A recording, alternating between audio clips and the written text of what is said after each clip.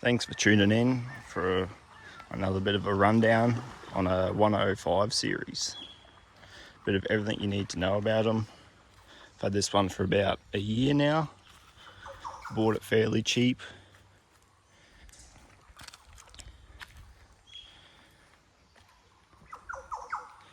I did get rid of that old yellow Hilux because it was too far gone and too rusty, and I wanted something for a bit more of a long distance tourer. So this is perfect for that. It's got good aircon, sits on 100, no worries. And yeah, it's comfortable, it's good for corrugations because it's got coil springs. But yeah, there's a bit of a informational video for everyone that's interested in 105 series. So first off, I'm going to talk a bit about the body, because there's a 100 series and this is a 105 series, so they're basically the same body. So from my experience with these, there's a few little issues with rust if you don't take care of them, or previous owners haven't taken care of them. So the main one I've noticed is here. There's normally a trim that runs up all the way along here, all the way along the roof.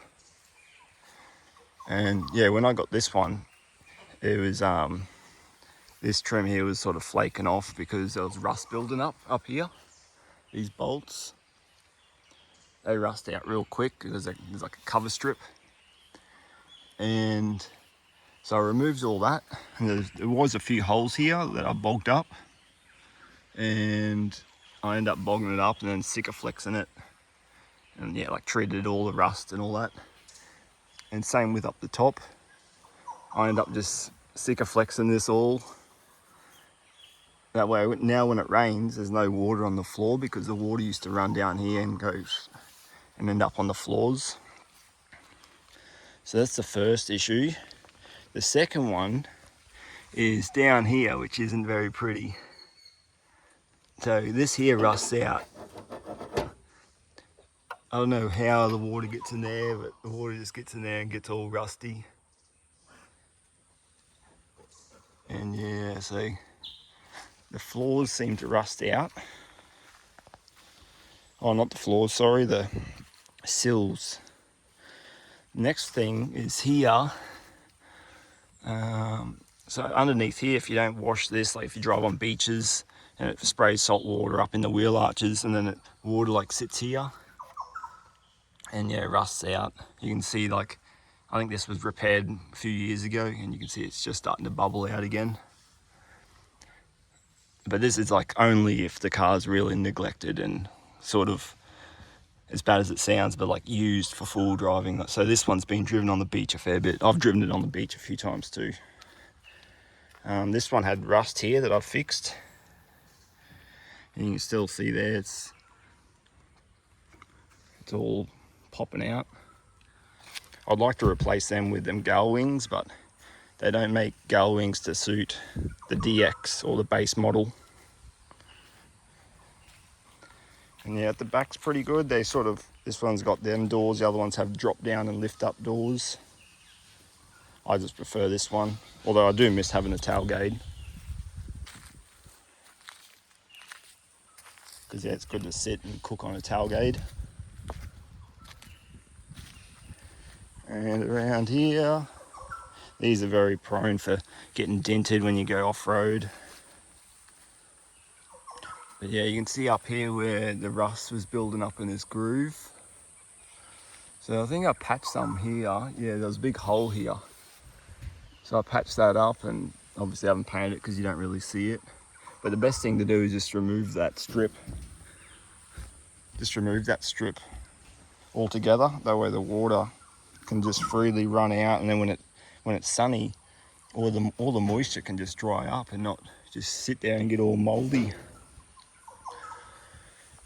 And yeah, this side is pretty bad for the sills.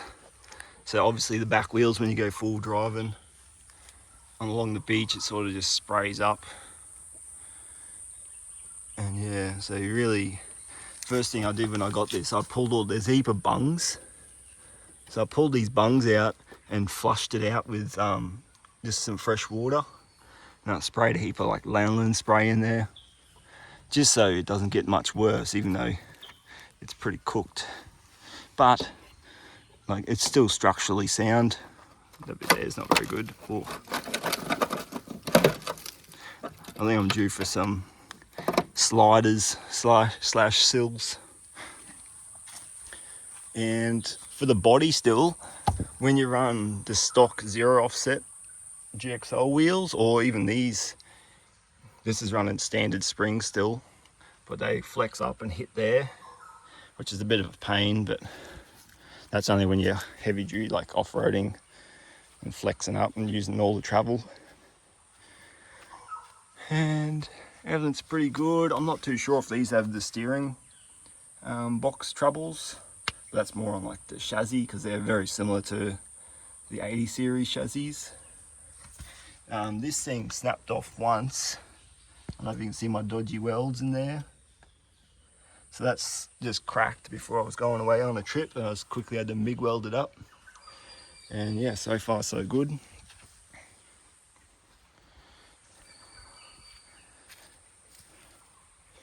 So I'll talk a bit about being a DX. It's a bit different to the GXLs, and yeah, this one's got pretty much like a part-time kit as standard, as I would say. So it's got locking hubs, and it's got the old school gear stick where there's no button. It's just the old school lever, which I prefer. So when you're driving on the road, it's just rear wheel drive. And yeah, it's actually not that bad on fuel too. This being a 1HZ, it's about 10 kilometers per litre, which is not too bad. So the drivetrain, coming from a Hilux, I thought these were real strong, solid chassis. And then I'll find out that that front diff is pretty much just a Hilux diff that's a bit wider. So the center is a high pinion Hilux diff pretty much, which is good. And apparently the CVs aren't that much bigger. These are pretty prone to bending, like if you like to send it on the beach, or yeah, so apparently if you have big offset rims, that makes them even worse. So it's good to look out for that. I've already changed these swivel hubs once. I put the Roadrunner off-road in axle seals, which helped, so it doesn't weep anymore. But yeah, this front diff could be bent as well. Who knows? But yeah, I'd recommend them bulletproof in axle seals from Roadrunner. They're pretty much the same price as genuine ones, but they got like triple the sealing.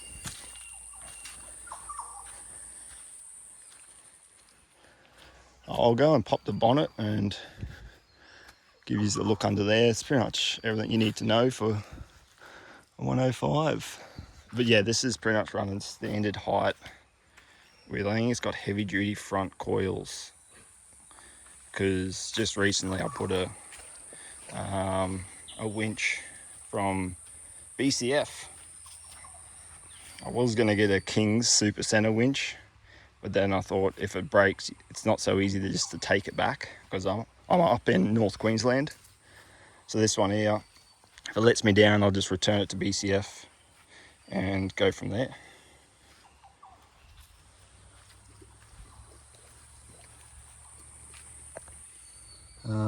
There's not really much to show under here. I sort of kept everything stock because I believe like standard is the most reliable. A lot of people won't agree with me with that, but every extra you put on a full drive makes it less reliable.